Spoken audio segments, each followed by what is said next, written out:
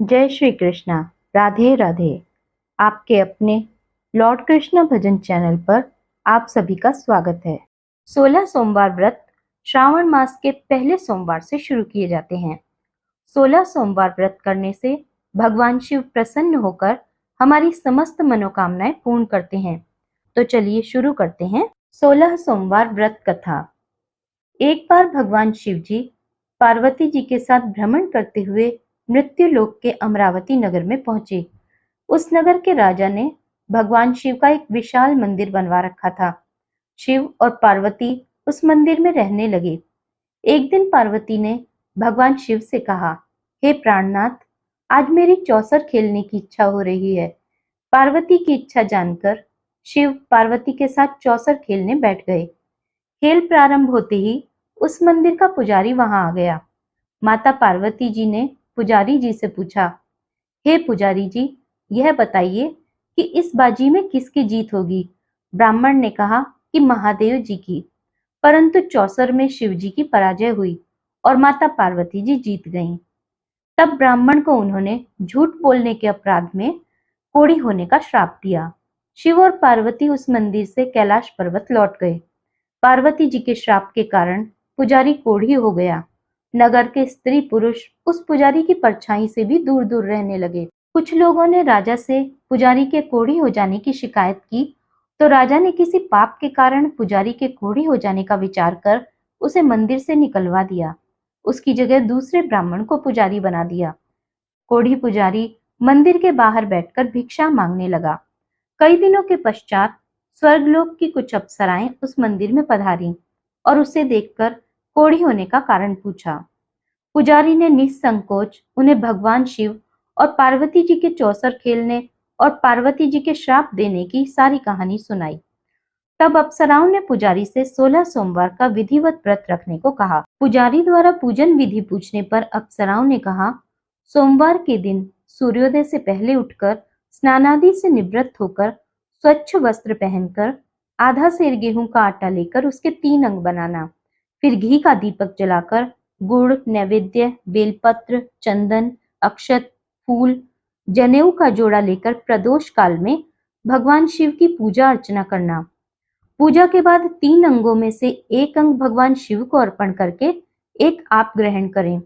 शेष को भगवान का प्रसाद मानकर वहां उपस्थित स्त्री पुरुषों और बच्चों को बांट देना। इस तरह व्रत करते हुए जब 16 सोमवार बीत जाएं, तो 17वें सोमवार को 1 पाव आटे की बाटी बनाकर उसमें घी और गुड़ मिलाकर चूरमा बनाना। फिर भगवान शिव को भोग लगाकर वहां उपस्थित स्त्री, पुरुष और बच्चों को प्रसाद बांट देना। इस तरह 16 सोमवार व्रत करने और व्रत कथा सुनने से भगवान शिव तुम्हारे कोढ़ को नष्ट करके तुम्हारी सभी मनोकामनाएं पूरी कर देंगे। इतना कहकर अप्सराएं स्वर्ग को चली गईं। पुजारी ने अप्सराओं के कथनानुसार 16 सोमवार का विधिवत व्रत किया। फलस्वरूप भगवान शिव की अनुकंपा से उसका कोढ़ नष्ट हो गया। राजा ने उसे फिर मंदिर का पुजारी बना दिया। वह मंदिर में भगवान शिव की पूजा करते हुए आनंद से जीवन व्यतीत करने लगा। कुछ दिनों बाद पुनः पृथ्वी का भ्रमण करते हुए भगवान शिव और पार्वती उस मंदिर में पधारे। स्वस्थ पुजारी को देखकर पार्वती जी ने आश्चर्य से उसके रोग मुक्त होने का कारण पूछा, तो पुजारी ने उन्हें 16 सोमवार व्रत करने की सारी कथा सुनाई। पार्वती जी भी व्रत की बात सुनकर बहुत प्रसन्न हुई और उन्होंने पुजारी से इसकी विधि पूछकर स्वयं 16 सोमवार का व्रत प्रारंभ किया। पार्वती जी उन दिनों अपने पुत्र कार्तिकेय के नाराज होकर दूर चले जाने से बहुत चिंतित रहती थीं। वे कार्तिकेय को लौटा लाने के अनेक उपाय कर चुकी थीं, लेकिन कार्तिकेय लौटकर उनके पास नहीं आ रहे थे। 16 सोमवार का व्रत करते हुए पार्वती जी ने भगवान शिव से कार्तिकेय के लौटने की मनोकामना की। व्रत समापन के तीसरे दिन सचमुच कार्तिकेय वापस लौट आए। कार्तिकेय ने अपने हृदय परिवर्तन के संबंध में पार्वती जी से पूछा, हे माता, आपने ऐसा कौन सा उपाय किया था जिससे मेरा क्रोध नष्ट हो गया और मैं वापस लौट आया।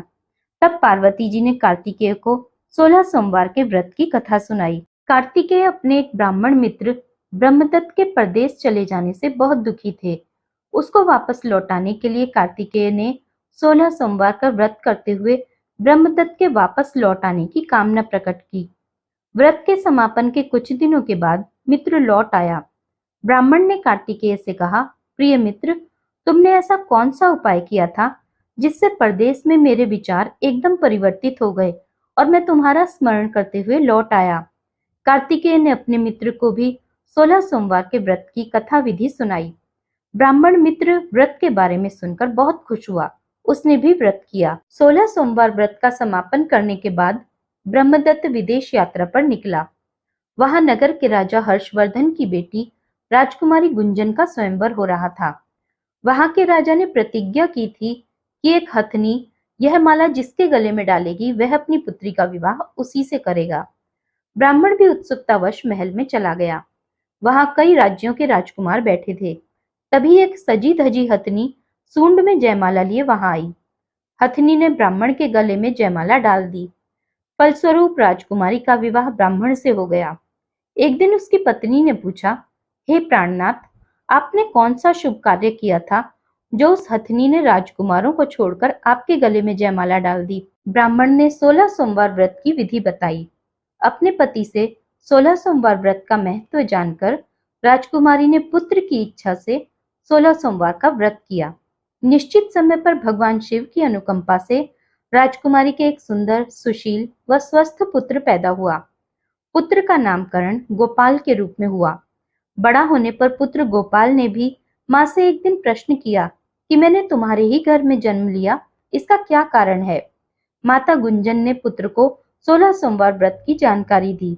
व्रत का महत्व जानकर गोपाल ने भी व्रत करने का संकल्प लिया।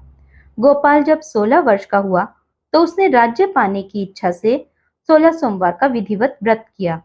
व्रत समापन के बाद गोपाल घूमने के लिए समीप के नगर में गया। वहां के वृद्ध राजा ने गोपाल को पसंद किया और बहुत धूमधाम से अपनी पुत्री राजकुमारी मंगला का विवाह गोपाल के साथ कर दिया। 16 सोमवार के व्रत करने से गोपाल महल में पहुंचकर आनंद से रहने लगा।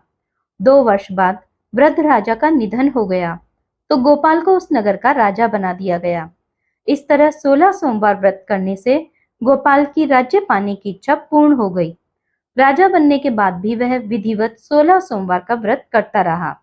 व्रत के समापन पर 17वें सोमवार को गोपाल ने अपनी पत्नी मंगला से कहा कि व्रत की सारी सामग्री लेकर वह समीप के शिव मंदिर में पहुंचे। पति की आज्ञा का उल्लंघन करके उसने सेवकों द्वारा पूजा की सामग्री मंदिर में भेज दी, स्वयं मंदिर नहीं गई। जब राजा ने भगवान शिव की पूजा पूरी की तो आकाशवाणी हुई, हे राजन, तेरी रानी ने 16 सोमवार व्रत का अनादर किया है, सो रानी को महल से निकाल दे, नहीं तो तेरा सब वैभव नष्ट हो जाएगा। आकाशवाणी सुनकर उसने तुरंत महल में पहुंचकर अपने सैनिकों को आदेश दिया कि रानी को दूर किसी नगर में छोड़ आओ। सैनिकों ने राजा की आज्ञा का पालन करते हुए तत्काल उसे घर से निकाल दिया। रानी भूखी प्यासी उस नगर में भटकने लगी। रानी को उस नगर में एक बुढ़िया मिली। वह बुढ़िया सूत काटकर बाजार में बेचने जा रही थी, लेकिन उस बुढ़िया से सूत उठ नहीं रहा था। बुढ़िया ने रानी से कहा, बेटी, यदि तुम मेरा सूत उठाकर बाजार तक पहुंचा दो और सूत बेचने में मेरी मदद करो तो मैं तुम्हें धन दूंगी। रानी ने बुढ़िया की बात मान ली, लेकिन जैसे ही रानी ने सूत की गठरी को हाथ लगाया तभी जोर की आंधी चली और गठरी खुल जाने से सारा सूत आंधी में उड़ गया। बुढ़िया ने उसे फटकार कर भगा दिया। रानी चलते चलते नगर में एक तेली के घर पहुंची। उस तेली ने तरस खाकर रानी को घर में रहने के लिए कह दिया, लेकिन तभी भगवान शिव के प्रकोप से तेली के तेल से भरे मटके एक एक करके फूटने लगे। तेली ने भी उसे भगा दिया। भूख प्यास से व्याकुल रानी वहां से आगे की ओर चल पड़ी। रानी ने एक नदी पर जल पीकर अपनी प्यास शांत करनी चाहिए, तो नदी का जल उसके स्पर्श से सूख गया।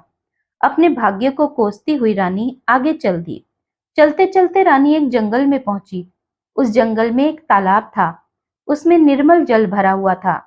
निर्मल जल देखकर रानी की प्यास तेज हो गई। जल पीने के लिए रानी ने तालाब की सीढ़ियां उतरकर जैसे ही जल को स्पर्श किया, तभी उस जल में असंख्य कीड़े उत्पन्न हो गए। रानी ने दुखी होकर उस गंदे जल को पीकर अपनी प्यास शांत की।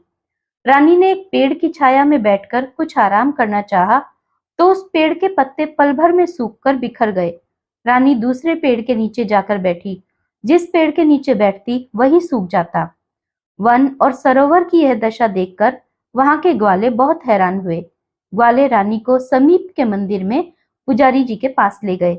रानी के चेहरे को देखकर ही पुजारी जान गए कि रानी अवश्य ही किसी बड़े घर की है, भाग्य के कारण दर दर भटक रही है। पुजारी ने रानी से कहा, पुत्री, तुम कोई चिंता मत करो, मेरे साथ इस मंदिर में रहो, कुछ ही दिनों में सब ठीक हो जाएगा।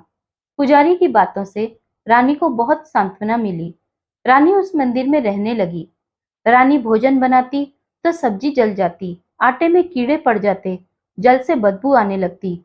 पुजारी भी रानी के दुर्भाग्य से बहुत चिंतित होते हुए बोले, हे पुत्री, अवश्य ही तुझसे कोई अनुचित काम हुआ है, जिसके कारण देवता तुझसे नाराज हैं और उनकी नाराजगी के कारण ही तुम्हारी यह दशा हुई है। पुजारी की बात सुनकर रानी ने अपने पति के आदेश पर मंदिर में न जाकर शिव की पूजा नहीं करने की सारी कथा सुनाई। पुजारी ने कहा, अब तुम कोई चिंता मत करो, कल सोमवार है और कल से तुम 16 सोमवार के व्रत करना शुरू कर दो। भगवान शिव अवश्य तुम्हारे दोषों को क्षमा कर देंगे। पुजारी की बात मानकर रानी ने 16 सोमवार के व्रत प्रारंभ कर दिए। रानी ने सोमवार का व्रत करके शिव जी की विधिवत पूजा अर्चना की तथा व्रत कथा सुनने लगी। जब रानी ने 17वें सोमवार को विधिवत व्रत का